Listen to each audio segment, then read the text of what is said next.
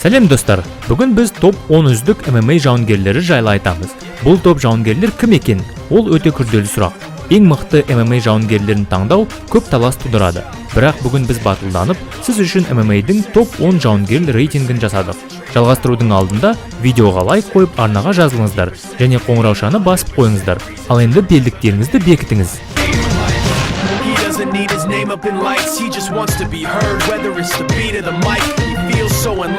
Дэн Хендерсон бұл 1997 жылы маусымда октагонға бірінші рет шығып, 2016 жылға дейін жоғары деңгейде өнер көрсеткен жауынгер. Өзінің шыңына жеткенде Дэн UFC жекпе-жектерінің кликбейті болды. Ол Вандерлей Силваны шалқасынан құлатып, орта салмақтағы чемпион белдеуін жеңіп алды. Бұл оның жартылай орта салмақтағы чемпион белдеуінің жинақтамасына қосылды. Оның қарсыластары MMA-де аты аңызға айналған жауынгерлер. Майкл Биспингті керемет нокаутқа жібергені есіңізде ме? Айтпақшы, Дэн соңғы императорды, яғни Федор Емельяненконы ұйықтатқан жауынгер. Ал бұл көрінгеннің қолынан келе бермейді.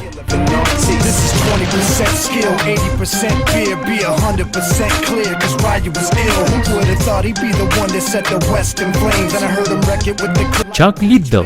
Чак UFC тарихындағы ең мықты соғымпаздардың бірі. Бұған қоса, ол анда-санда аяғымен жақсы жұмыс істеп қояды. Ол октагонда байсалды лақап атына ие болды. Ең тәжірибелі жауынгерлерді жығып құлататын үздіксіз соққылар сериясымен ерекшеленеді. Чак 1998 жылдан бастап 2006 жылға дейін октагонды ұстап жүрді. Алайда осы жеңістер тізбегі көпке ұзамай аяқталды. 2010 жылы Рич Франклинмен болған шайқаста жеңілгеннен кейін ол ақыр аяғы спортты тастады. Ал біз осындай аты аңызға айналған жауынгер де октагонда ұзақ уақыт бойы чемпион бола алмайтынына тағы бір рет көз жеткіздік.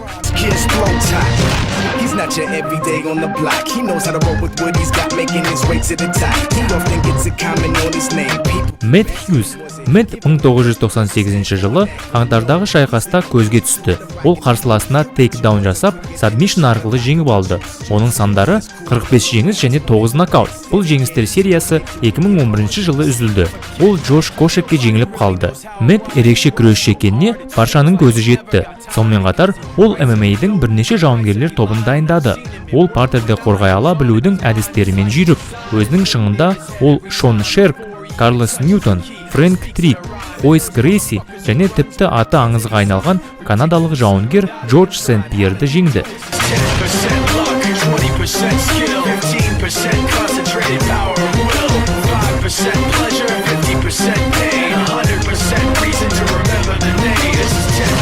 Рэнди Кутюр. Бұл жауынгер өзінің кәсіби мансабын 33 жаста бастады. Жоқ, қағыс естіген жоқсыздар, 33 жасында бастады. Көптеген жауынгерлер үшін бұл MMA-ден кетудің зейнеткерлік жасы.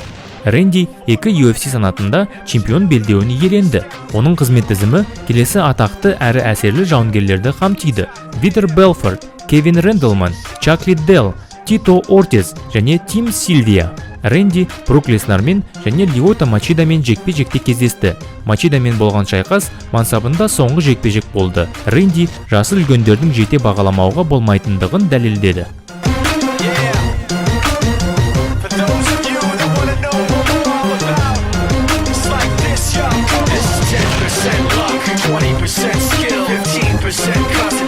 Джон Джонс. 2008 жылдан 2015 жылға дейінгі кезеңде ол MMA-де рекорд орнатты. Жекпе-жекті тоқтату арқылы 15 рет жеңді. Ол ең танымал жауынгерлердің бірі. Оның жауынгерлік мансабы бірқатар жанжалдар салдарынан кері шегініп қалды. Әттеген-ай, MMA-ге беріліп бірнеше жылдар бойы тек сонымен айналысқан жағдайда ол қандай жоғары жетістіктерге жетер еді. MMA тарихында әлі де мұндай адам болып көрген жоқ. Тек бір сұрақ жауапсыз қалады. Егер ол MMA-ге қайтып оралса, не болады екен?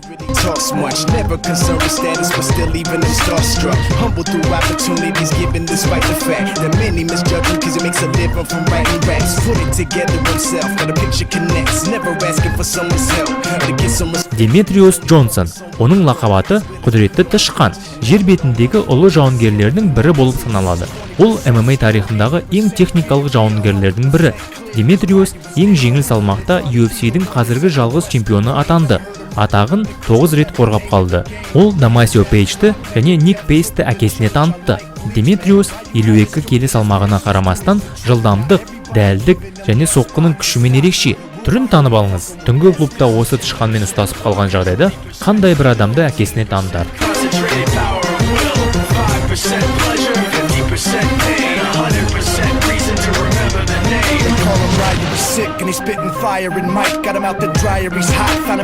Федор Емельяненко, соңғы император, оның лақабаты затына сай. Федор 2001 жылдан 2009 жылға дейін жеңімпаз болды. Ол 27 жеңіске жетті. Антонио Ногейрамен соғысқанда Федор басымен кездейсоқ соқтығысып, маңдайынан қан кету салдарынан шайқас нәтижесіз болды. Үздіксіз жеңістер сериясында Федор ММА-дің ең ауыр салмақтағы жауынгерлерді жауырынға құлатты. Соның ішінде үлкен ног Марк Коулман, Андрей Орловский және Марк Хантты жеңді. Бұл жауынгердің басқалардан ерекшелігі неде? ММА спорты бүкіл әлемде әрі танымал емес кезде Федор өте танымал болды. Қазір ол 42 жаста, алайда әлі де октагонда өнерін көрсетіп жүр. Партерде шайқасқанда ол іске қосатын тамаша самбо техникасын бәрі біледі.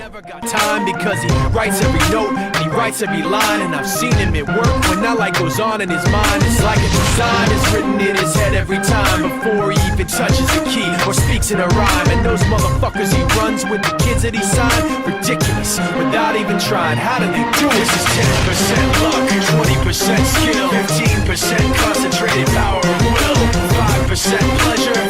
Джордж Сент-Пьер. Джордж октагондағы ең байсалды әрі сабырлы жауынгер. Ол тордан тыс кезде сыпайы және қарапайым канадалық.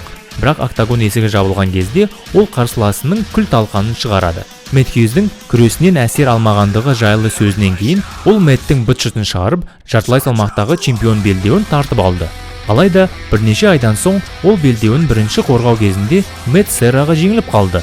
Бірақ бұл ұзаққа созылмады. Келесі жылы Джордж белдеуін қайдарып, өзінің қара тізімін әрі қарай толтыруды жалғастырды. Ол белдеуін 9 рет қорғады. Джордж өз стилінде бірнеше жекпе-жек өнерін қамтыды. Ол карате, күрес, бокс, муайтай және бразилиялық джиу-джитсуды біріктірген жауынгер ұрпағына жатады.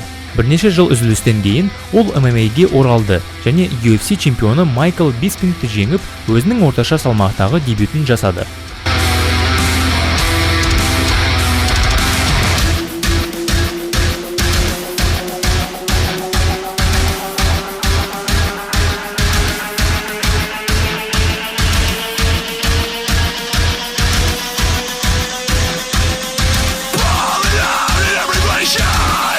Конор Макгрегор.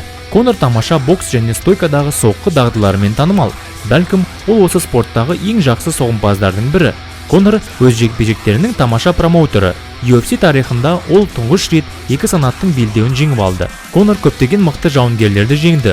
Осыған байланысты ол ММА-дегі ең мықты жауынгерлерінің бірі болып саналады. Дегенмен, ол өз белдеуін қорғай алмады. Біз оның төзімділігі осал екенін және партерде шайқастағы әлсіздіктері бар екенін білеміз. Конор ММА-де ең үздік жауынгерлер рейтингінде өз мәртебесін сақтай ала ма алмай ма, оны уақыт көрсетер.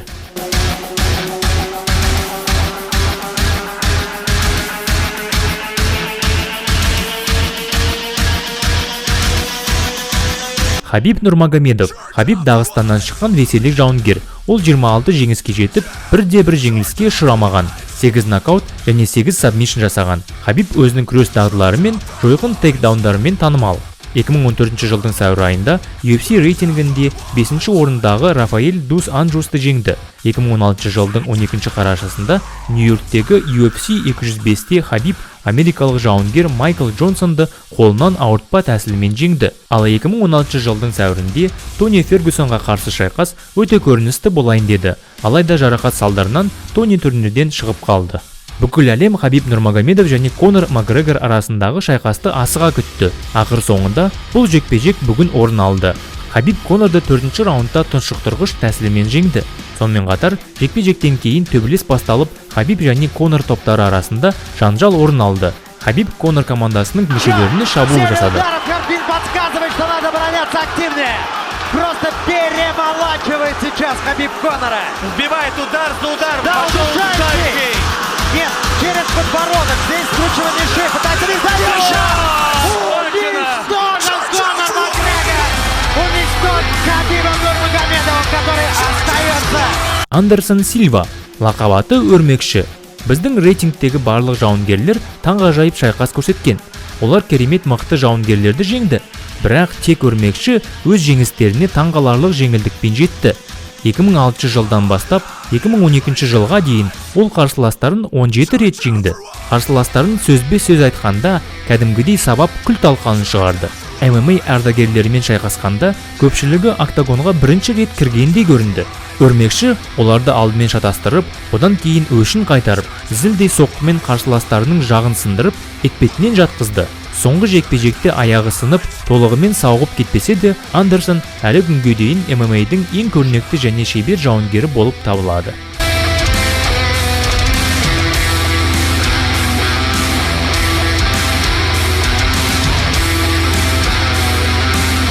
Осымен болды. Сіз білетін тағы қандай жауынгерлер бар? Біз біреуді жіберіп алсақ, астыдағы комментарийге жазыңыз. Осы тізімге кімді қосар едіңіз? Сонымен қатар лайк қойып арнаға жазылуды ұмытпаңыздар. Келесі бейнеде естіскенше аман сау болайық.